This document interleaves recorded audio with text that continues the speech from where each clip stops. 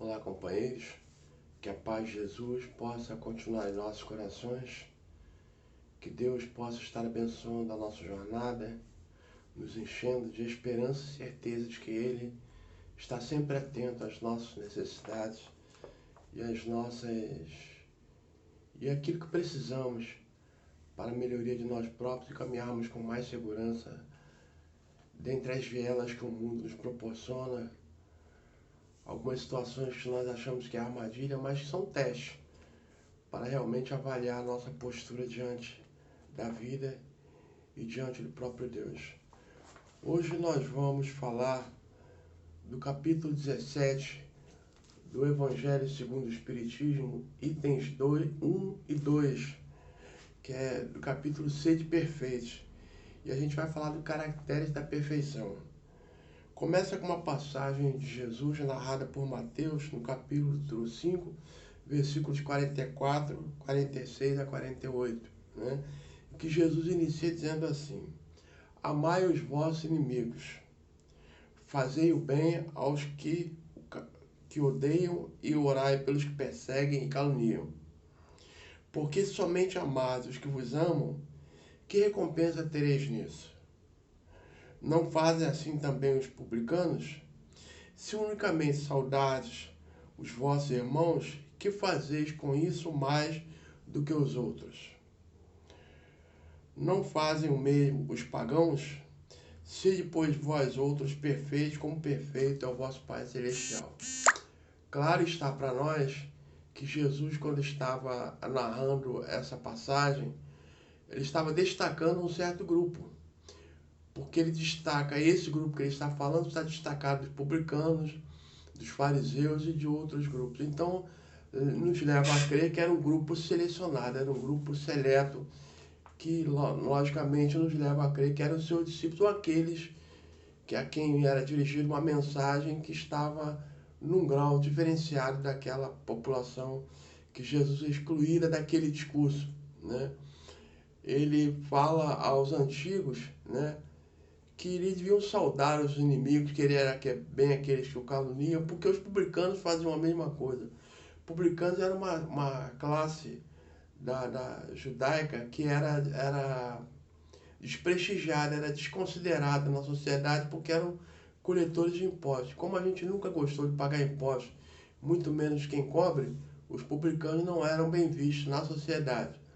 E depois ele fala também dos pagãos. Os pagãos eram aqueles que não tinham religião, que não eram convertidos, né? Que não tinham a religião da época.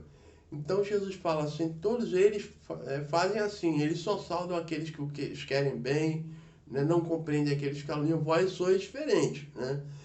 Se vocês fizerem igual eles fazem, qual método vocês terão nisso, né? Então Jesus apregou um comportamento diferente. E no final ele fala, sede pois vós perfeito, como perfeito é o vosso Pai Celestial. E Kardec coloca para nós no desenvolvimento dessa passagem, no item 2, que logicamente isso é uma força de expressão, que isso não pode ser considerado ao pé da letra, porque ninguém consegue ser perfeito como perfeito é Deus, porque se assim o fosse, ele não seria único, né? Existiriam vários deuses. Logicamente, Kardec estava falando que nós temos todos os atributos de Deus, sendo que eles são capazes de ser desenvolvidos relativamente, né? Num grau relativo. Não num grau absoluto como Deus os tem, né? Como Deus é. Deus tem todas as potencialidades, todos os atributos, num grau máximo, né? Por isso que Deus é onipotente, é onipresente, é único, porque só Ele tem todo o poder. Nós temos poderes limitados, nós temos atributos limitados. E esses atributos são semelhantes a Deus, né? Conforme diz a Bíblia, nós fomos criados em imagem e semelhança de Deus.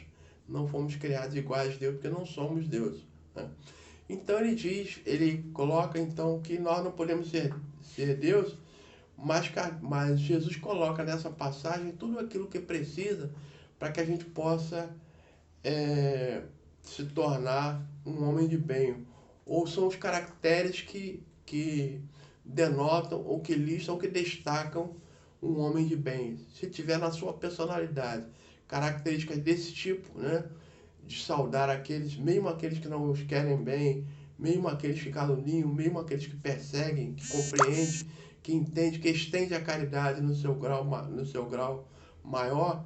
Isso tem característica do que será um homem perfeito. Então ele fala, Kardec desenvolve aqui, dizendo, né, que nós somos fadados a uma perfeição relativa. Como a gente falou no início, nós não podemos chegar à perfeição de Deus, né? Porque Deus é absoluto. Mas podemos chegar a uma perfeição que nos aproxima muito de Deus. Tanto é que o Livro dos Espíritos coloca Jesus como o modelo mais perfeito que o homem conheceu para servir de guia, porque Jesus reunia todas as qualidades que um anjo ou que um espírito evoluído precisa ter. Então nós devemos copiar então essas virtudes de Jesus para nos balizarmos, para nos graduarmos cada vez mais na escala espiritual. Essa questão, inclusive, vem bem a calhar, porque eu tenho um amigo que ele faz parte de uma outra corrente religiosa, faz parte da Igreja Reformada, mas ele é uma pessoa de muita abertura mental, né? Ele é filósofo também, e ele me fez algumas perguntas, porque leu no jornal um artigo falando sobre reencarnação, né, do processo de depuração, através do processo reencarnatório, e ele me perguntou o que eu achava daquilo ali, né? Eu falei para ele que aquilo ali representava o que a nossa doutrina pregou. Ou seja, nós vamos adquirir esses caracteres da perfeição, essas características da perfeição, e vamos desenvolvendo a cada encarnação, a cada existência, essas potencialidades até que ela chegue num grau em que a gente possa se denominar espírito puro ou espírito feliz.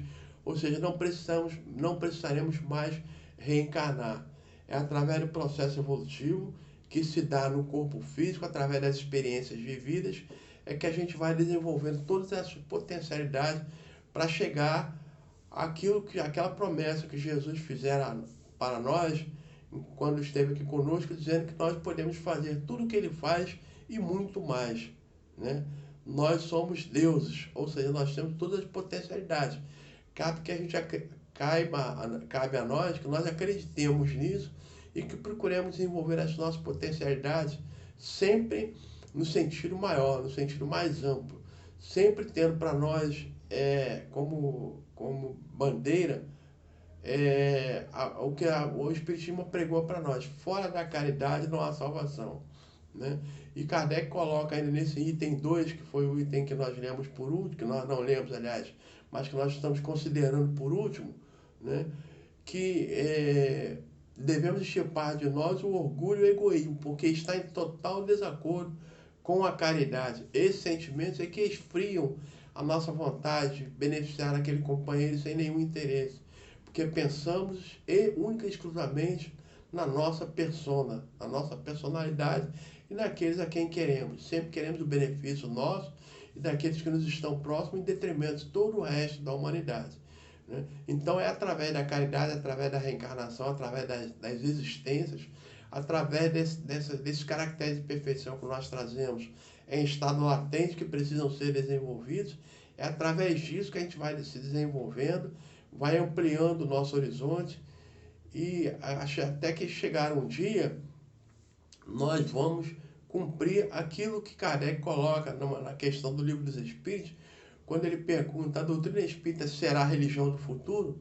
Os espíritos dizem que não, que a doutrina não será a religião do futuro, mas os seus princípios, sim, serão praticados sem nenhuma parcimônia, sem nenhuma demora por aqueles que estão convertidos, não à doutrina como um rótulo, mas aos seus princípios. E tolo será aquele que não praticar os atos ensinados pela doutrina. Então, na verdade, nós estamos no caminho certo, estamos professando a doutrina correta, né, para nós, no nosso estado evolutivo.